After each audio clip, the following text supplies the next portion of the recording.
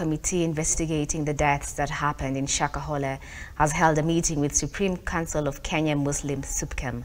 The religious leaders recommend the regulation of churches to be done in a way that does not affect freedom of worship. The leaders want a special caucus established to independently review religions and preachings.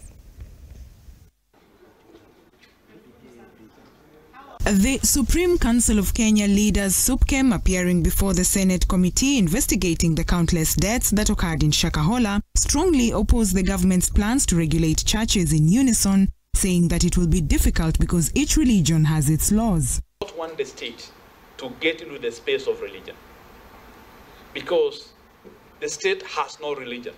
So we can't invite as religious organization in this country, the state, to be part of the religion.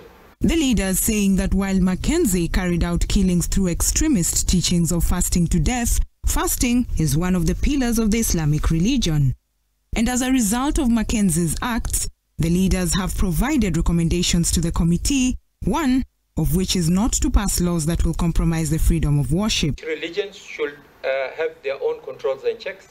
It should have their own regulatory mechanism and to be given that space to operate on those terms and guidelines. The other is recommending the establishment of a caucus to independently review religions and teachings. This body, this entity, this committee of the council to be able to check on what exactly is going on there, what are the books that they are using, how are they interpreting some of those classical traditions.